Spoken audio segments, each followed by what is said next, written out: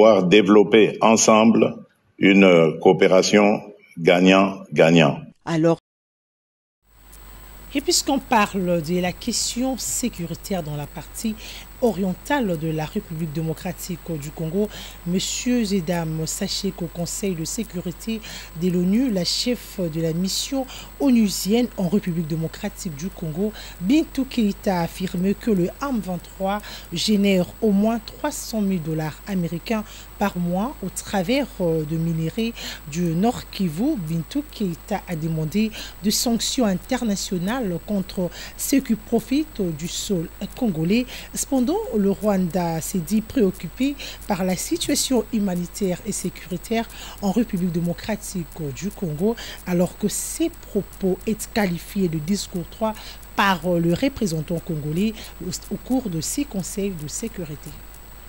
Depuis qu'il a repris les armes en 2022, le M23 contrôle la région de Rubaya, une zone riche en tantale, un métal important dans la fabrication de smartphones, affirme Bintou Keïta, la représentante du secrétaire général des Nations Unies en République démocratique du Congo, qui ajoute que le commerce du coltan dans la région rapporte environ 300 000 $ par mois. Lors de son intervention au Conseil de sécurité de l'ONU à New York, la chef de la mission onusienne en RDC a sollicité des sanctions internationales contre ceux qui profitent de ces blanchiments criminels des ressources naturelles sorties clandestinement du pays. Au Nord Kivu, la consolidation du contrôle administratif du M23 sur les territoires de Massissi et de Rutshuru dans le Nord Kivu leur a permis d'établir leur contrôle absolu sur la production de coltan. Le commerce depuis la zone de Rubaya, dont on estime qu'il fournit près de 15% de la production de tantale mondiale, génère, estime-t-on, 300 000 $ de revenus par mois pour les groupes armés. Dans son allocution, le représentant de la République démocratique du Congo au Conseil de l'ONU a rappelé de graves violations des droits de l'homme commises par le Rwanda qui continue à tenir, selon ces derniers, un langage discourtois à l'endroit de la RDC. Mais le langage utilisé par le Rwanda n'est pas du tout courtois. Vous allez noter que le Rwanda systématiquement dit de DRC must, comme si la RDC était la seule partie qui avait l'obligation de faire quoi que ce soit, alors que le Rwanda est un pays qui a envahi le territoire d'un autre pays sur lequel il se trouve avec plus de 4500 troupes et sur lequel il commet de graves violations des droits de l'homme, notamment le bombardement des camps, comme le bombardement du camp de Mugunga, connu de tout le monde. Cependant, de son côté, le Rwanda s'est dit préoccupé par les violations en matière de droits humains en RDC. Le pays de Paul Kagame a saisi l'aubaine pour dénoncer les rapports de la MONUSCO sur la situation sécuritaire et humanitaire en République démocratique du Congo, un rapport selon ces derniers, qui ne répond pas à la menace que subit le Rwanda par le FDLR. Les violations en cours en matière de droits humains en RDC nous préoccupent grandement. Plus de 60% des violations sont attribuées à des acteurs étatiques au sein de la RDC. Invité d'honneur à la cérémonie d'ouverture de la 10e session ordinaire de l'Assemblée nationale de Côte d'Ivoire, Vital Kamerhe a interpellé la communauté internationale sur la situation sécuritaire précaire dans la partie est de la République démocratique du Congo. Le speaker de la Chambre basse du Parlement a saisi l'aubaine pour inviter le pays africain à l'unité et à la solidarité. À ces moments singuliers, mon pays fait encore face à une guerre injuste qui expose aux innocentes populations du Nord Kivu, de l'Ituri et du Sud Kivu, nous sommes dans la partie est de la République démocratique du Congo, à des atrocités d'une barbarie innommable, mettant entre parenthèses toute expression d'humanité au profit d'intérêts obscurs de ceux qui ont délibérément choisi de s'ériger contre la paix, contre l'humanisme, contre le progrès et contre l'impératif de solidarité et de fraternité africaine. Précieux héritage que nous ont légué les pères des indépendances chèrement acquises. Ce drame que je viens de décrire ne peut laisser aucun Africain indifférent. Depuis 3 ans, depuis 3 décennies, j'allais dire maintenant, c'est dans le sang et le pleur qu'à l'est du Congo, les enfants sont arrachés à leur mère et les époux à leurs femmes.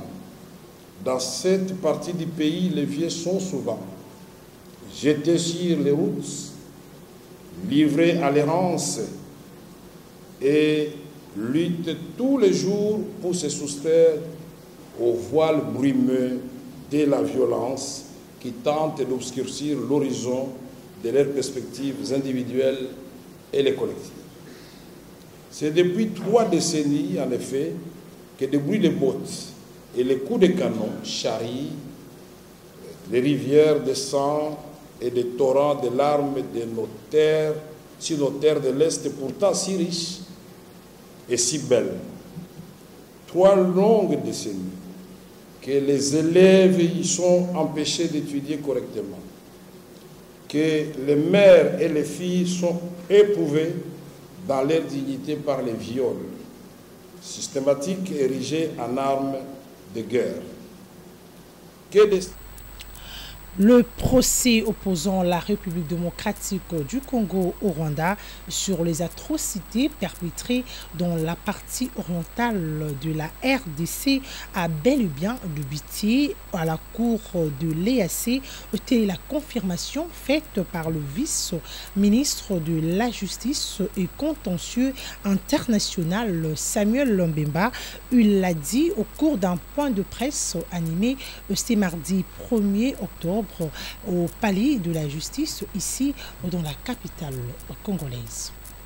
Mesdames et messieurs, je vous confirme que la première audience du procès intenté par la République démocratique du Congo contre le Rwanda a bel et bien eu lieu le 26 septembre 2024 devant la Cour de justice des États de l'EAC à Arusha.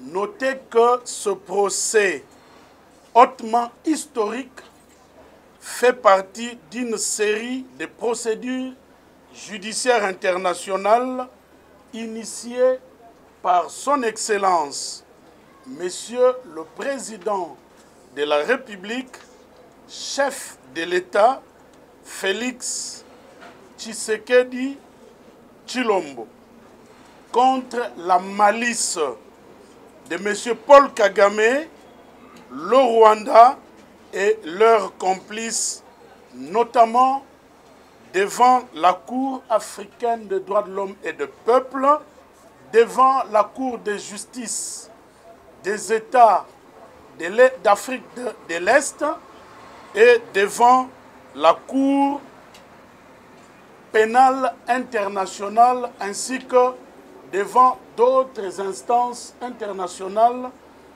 dont nous vous parlerons dans les mois qui viennent selon les instructions et directives de son Excellence, Madame la Première ministre, chef du gouvernement, Judith Suminwa, qui suit pas à pas la manière dont le ministre d'État, ministre de la Justice et garde de Sceaux, le vice-ministre de la Justice et contentieux international et les avocats travaillons. Bientôt.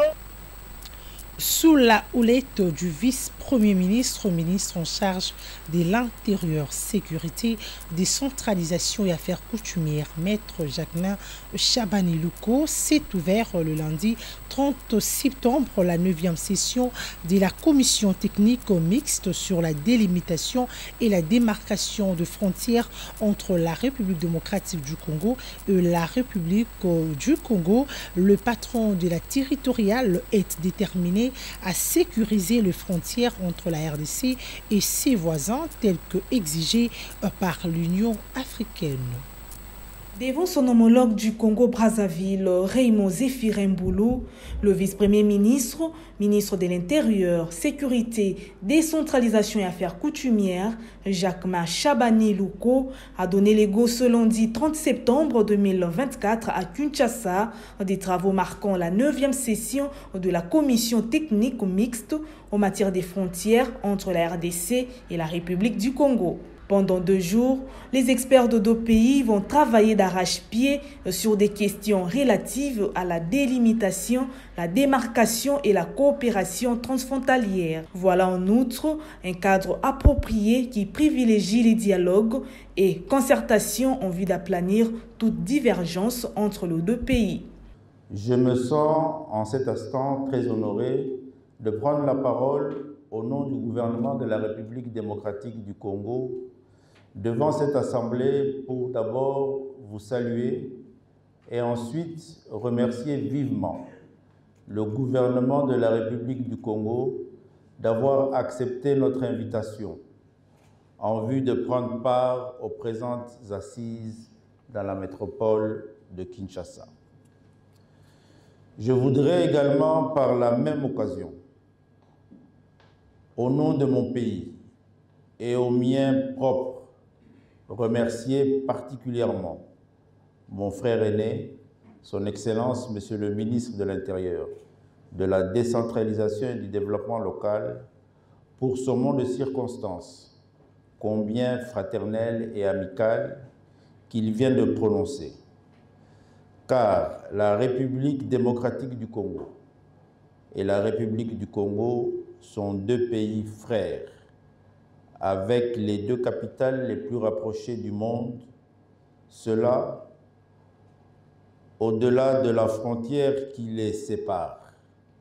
Ils sont condamnés à vivre ensemble, d'autant plus que tout au long des 2 rives, ainsi que sur la frontière terrestre, nos populations ont une histoire commune. C'est tout le sens à donner à ces assises qui nous réunissent ici et qui constituent un cadre approprié d'échange et de réflexion sur les questions de notre frontière commune en ce qui concerne la délimitation, la démarcation et la coopération transfrontalière. C'est ainsi l'occasion pour moi de rendre un vibrant hommage et mérité à leurs excellences, messieurs Denis Sassou Nguesso, président de la République du Congo, et Félix Antoine Tshisekedi Tshilombo, président de la République démocratique du Congo, pour leur leadership et effort inlassable d'avoir toujours voulu privilégier le dialogue et la concertation en vue de régler tout différend qui peuvent surgir entre nos 2 États. De son côté, Zéphirin Mboulou estime que cette démarche de créer un espace commun entre les 2 pays constitue une exigence de longue date de l'Union africaine. La démarcation de nos frontières communes, afin de les rendre visibles là où elles ne le sont pas encore, constitue une exigence de longue date de l'Union africaine. Il ne s'agit pas de créer des barrières, mais bien de faire de ces frontières des passerelles, des espaces communs de coopération frontalière et devaient se développer des échanges commerciaux. Cette frontière longue de 1550 km, dont 350 est terrestre et 1200 km de frontières et liquides sur le fleuve Congo et la rivière Ubangi, est régie par le protocole délimitant les frontières entre l'État indépendant du Congo et les possessions françaises dans la région de Manyanga le 22 novembre 1885. Ce qui veut dire que cette frontière est démarquée en partie dans cette région de Manyanga selon les procès-verbaux des travaux de bornage de la frontière franco-belge du 18 septembre 1954. Les deux capitales les plus rapprochées du monde doivent mettre les bouchées doubles pour notamment mobiliser les ressources afin de finaliser ces travaux de délimitation et de démarquage. En séjour à Georgie, le ministre congolais du Tourisme, vice-président du Conseil exécutif de l'ONU Tourisme, Didier Pambia, a échangé avec le ministre saoudien du Tourisme et président du Conseil exécutif de l'ONU Tourisme, Ahmed Al-Kateb. Les deux personnalités sont arrivées à un accord de signature entre la République démocratique du Congo et l'Arabie saoudite en vue de renforcer les compétences dans les secteurs du tourisme congolais. La ruée menant vers le chatoiement du secteur du tourisme est balisée.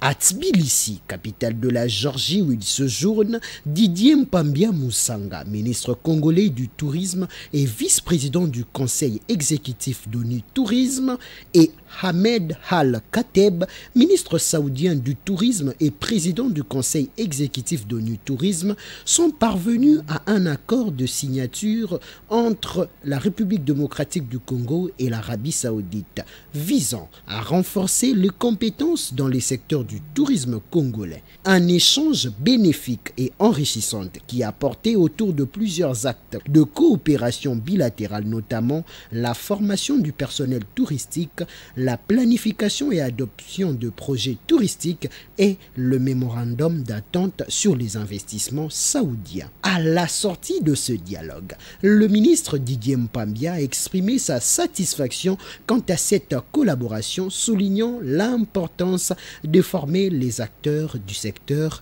de tourisme. Nous venons de rencontrer avec Madame la DG de l'ONT, Monsieur Ahmed Al-Katib, qui est le ministre saoudien du tourisme et président du conseil exécutif de ONU Tourisme, dont je suis le vice-président, et qui est aussi le président du Fonds arabe d'investissement. Rencontre très importante parce que ça nous a permis de discuter des différentes opportunités d'investissement dans le secteur du tourisme en RDC, mais ça va au-delà du secteur du tourisme parce qu'ils sont intéressés entre autres à investir dans le transport aérien, dans la formation, et ce qui est déjà acquis, c'est que ce sera la prochaine étape dans la formation dans le secteur du tourisme, et ça c'est une bonne nouvelle pour la RDC, et je pense que nous pouvons sortir de cette rencontre et de ces assises avec une très bonne nouvelle pour le secteur du tourisme. Que la formation des personnes impliquées dans le secteur du tourisme est très importante pour développer le secteur. Et nous avons quand même certaines difficultés à trouver des personnes qui peuvent bien opérer dans ce secteur. Ça part des personnes qui sont au niveau de tout ce qui est hôtellerie, restauration et même dans tout ce qui est comme tour opérateur. Il y a beaucoup de difficultés. Nous sommes très heureux de pouvoir annoncer cet accord qui sera signé incessamment. Il faut dire que le thème de ces assises, c'est tourisme et paix. Et sans paix, il n'y a pas de tourisme qui soit. Et nous avons pu identifier différentes façons d'utiliser le tourisme aussi comme un levier pour changer la perception qu'on a sur notre pays, qui est une perception plutôt liée à la guerre. Alors que le tourisme peut être comme une façon de vendre différemment l'image de marque du pays, et nous allons aller dans ce sens-là. En parlant d'écologie, comme vous le savez, nous n'avons pas toutes les infrastructures, mais de plus en plus de personnes veulent faire un tourisme qui sera beaucoup plus axé vers la nature. Et c'est ce volet-là que nous allons aussi utiliser dans notre stratégie pour permettre à des touristes qui sont intéressés par le côté vert, comme vous le dites, de pouvoir visiter notre pays. Cet entretien marque une étape significative dans le renforcement de relations bilatérales et représente un grand pas vers le développement d'un écosystème touristique dynamique en République démocratique du Congo. À l'Union pour la démocratie et le progrès social, le département de renseignement, de protection et de sûreté hausse le ton contre la mauvaise gestion de leur parti par Augustin Kabouya. Ces derniers s'est dit prêt à soutenir le chef de l'État Félix-Antoine Tshisekedi pour notamment mettre fin à l'insécurité grandissante observée dans la ville de Kinshasa. Ces cadres du parti au pouvoir l'ont dit au cours d'une journée de sensibilisation de la base tenue ce mardi 1er octobre dans la capitale congolaise. C'est dans ces beaux cadres que le membre du département de renseignement, de protection et de sûreté, structure créée par Feu Tshisekedi Wamulumba au sein de l'Union pour la démocratie et le progrès social, ont tenu ce mardi 1er octobre une journée de sensibilisation de la base pour le soutien au chef de l'État Félix-Antoine Tshisekedi et à leur parti UDPS. Plusieurs interventions de haute facture ont été au rendez-vous dans une ambiance très conviviale. Déclaration des antennes du département de protection et sûreté de l'UDPS Tshisekedi. Nous, chefs d'antenne du département de protection et sûreté de l'UDPS Tshisekedi, réunis en date de mardi 1er octobre 2024 en séance extraordinaire pour examiner la situation générale de notre parti en particulier et de notre pays en général. Déclarons ce qui suit. 1. Réaffirmons notre indéfectible attachement et loyauté au chef de l'État, son Excellence Félix-Antoine Tshisekedi Tshilombo, pour la réussite effective de son mandat à la tête de notre pays dans sa diplomatie agissante, et soutenons le nouveau secrétaire général ad intérim Deyo Bizibu Balola pour la réorganisation de notre cher parti. 2. Mettons en garde tous les antivaleurs de quel bord, quel que soit, trouveront le département de protection et sûreté sur les chemins. 3. Exigeons à tous les services de renseignement et de sécurité qui détiennent illégalement les éléments du département de protection et sûreté, ainsi que tous les autres membres du parti, de libérer sans condition ces éléments. Base incontestable de l'UDPS, ces départements demandent au chef de l'État de prêter main forte à Deyo Bizibu pour mener à bon port le parti du Sphinx délimité. D'abord, rôle Nabiso d'abord au sein du parti. Le département de protection et sûreté. Mission naye ezali nini na kati ya parti. Ezali kobatela bakonzi ya parti. Kobatela patrimoine ya parti. Et qu'on veille aussi na bonne conduite ya bakonzi ya parti. Nous sommes reconnus comme département de l'UDPS. Nous nous demandons maintenant les moyens nécessaires pour faire ce travail. On n'a pas ces moyens-là. Ceux qui doivent nous appuyer nous évitent. Nous avons parlé des autorités du parti. En principe, ce sont eux, ces autorités, qui pouvaient plaider pour ce département. Ancien secrétaire Kabouya a négligé le département Oyo. Or, département Oyo, il fallait qu'il y ait la mboka, etalaka mboka. Donc, tous allez négliger. Il y a un lelo, koyebisa mokonzi mboka. Monsieur Félix Antoine Tshisekedi Tshilombo, mokonzi, ozolala, bazolela yo cesse, fongola misu. Tombola département Oyo tombwa mapenza ezala lisu na yo. Dernièrement, biso bato a département awa, j'affirme que un mois ezali mingi. okomona changement ngai mutu nakanga Melissa Wells ambassadrice à États-Unis na munduki na sak mukolo ya matanga na boulevard ya Kakukaiba. Alors toza capable naza mwasi te naza mobali. Un pari gagné pour les organisateurs de cette activité, laquelle ouvre donc la voie à une série d'actions à mener par ce département au nom du chef de l'État.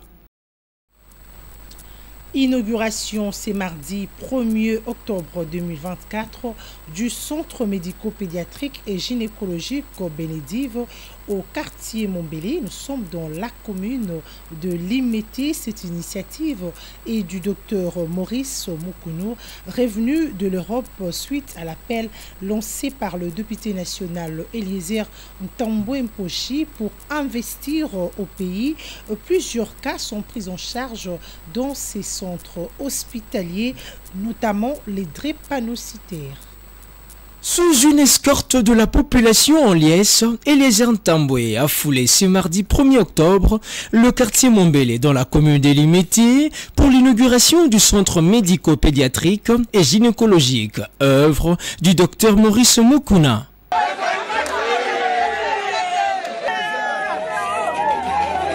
Son appel à l'endroit de la diaspora porte désormais ses fruits. Équipés avec de matériel de la dernière technologie, ces centres érigés sur fonds propres prend en charge plusieurs cas, notamment les drépanocytaires.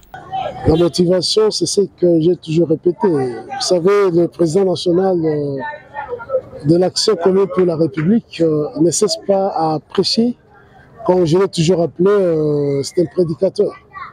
Il demande à tout diaspora de venir, d'apporter leur pierre à l'édifice.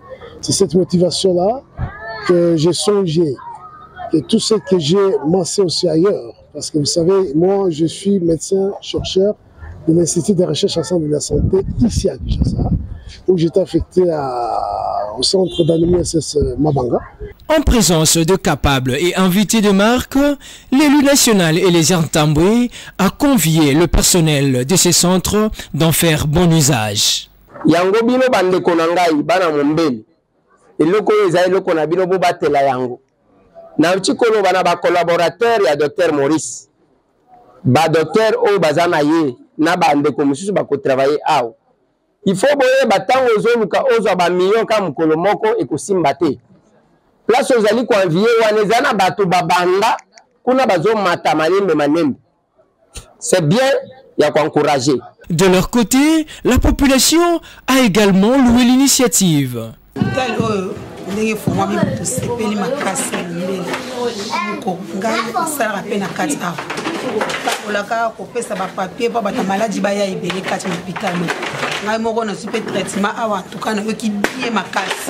Vraiment, on appelle si bravo la terre, l'initiative, l'idée, le projet, l'installation, la case à quartier, la première. C'est le Komoro Yamala, plus Kakamouélité, et Kosunga Avenue Moukoko. C'est pas mingi parce que le logo tu bano luka ailleurs, tout ça à tout près de là où il y a le pain. Signalons que ces centres comptent plus de 3 médecins spécialistes, médecins visiteurs et infirmiers de qualité. Page noire dans ce journal, le basketteur congolais Mutombo Dikembe a rendu l'âme le lundi 30 septembre dernier en Atlanta, aux États-Unis, de suite d'un cancer du cerveau dont il souffrait depuis 2 ans. Le surnommé Mount Dikembe, la légende de la NBA, a connu une carrière élogieuse sur et en dehors des arènes. Suivez le 7 éléments de son parcours que vous propose Nathan Okilimba. Une page légendaire se renferme. L'homme qui a marqué son empreinte dépasse ses 2,18 m qui lui a permis d'atteindre le Graal durant sa carrière en 18 saisons en NBA, mise en avant grâce à son énorme potentiel défensif, le positionnant parmi les meilleurs à ce poste. Le natif de Kinshasa a réussi à s'imposer et marquer le plus grand championnat de la balle au panier du haut de ce 3289 contre le deuxième taux le plus élevé de la ligue. Initialement rivé vers les études en médecine, le Big Bro va démontrer son talent de basketteur au sein du BC Onatra, puis la belle carrière en rose sera enclenchée en 1991 lors du draft où il a été pêché par le Nucks de Denver, où le Congolais fera ses preuves en s'imposant comme l'un de tauliers de sa franchise et voire même son nom être cité parmi le meilleur de la NBA. Après 5 ans dans cette formation de Colorado, Mutombo Dikembe s'engage chez les Hawks d'Atlanta, une étape enrichissante dans la carrière du gabarit qui s'est vu continuer dans sa marche de progression et glaner le titre de meilleur défenseur à plusieurs reprises. Passé par les Sixers de Philadelphie, le Nets de New Jersey, le Knicks de New York, puis transite chez le Bulls de Chicago, c'est chez les Rockets de Houston que l'infranchissable met fin à sa carrière à la suite d'une blessure au genou gauche lors d'une rencontre de play-off. Il bâtira encore un peu plus sa notoriété en dehors des arènes. Un philanthrope réputé dans son pays natal et sur le continent, notamment dans les domaines de la santé publique, des sports et de l'éducation. Reconnu par ses nombreuses implications caritatives, en 2005, il finance la construction de l'hôpital Biamba Marie Mutombo dans la commune de Massina à Kinshasa. Nommé ambassadeur humanitaire de la NBA, le DIC a permis par ses nombreux dons redonner le sourire à plusieurs familles diminuées. Luttant depuis 2022 d'un cancer du cerveau, Dikembe Mutombo Mpolondo Mukamba Jean-Jacques casse la pipe à 58 ans. L'annonce de sa mort fait trembler le monde et de nombreux messages d'hommage viennent de partout. De la tribune du Conseil de sécurité de l'ONU, la NBA, l'ambassade des États-Unis à Kinshasa, en passant par plusieurs grandes personnalités internationales telles que Barack Obama, Bill Clinton, Pau Gasol, Serge Ibaka, ainsi que plusieurs personnalités publiques et politiques congolais, à savoir la présidence de la République, la primature, le ministère des Sports, Martin Fayulu, Moïse Katumbi, Fali Ipupa, Ferregola et Martin Bakole, pour ne citer que ceux-là. Tous se sont inclinés devant la mémoire de cette légende qui restera à jamais gravée dans l'histoire. Repose en paix Mount Dikembe. Au repos éternel à l'âme de notre légende. Voilà, c'est par cet élément que nous bouclons complètement ce journal coordonné par Nathan Kilimba et Manix Kembolo, le tout sous la supervision de Grévis Tekilazaire.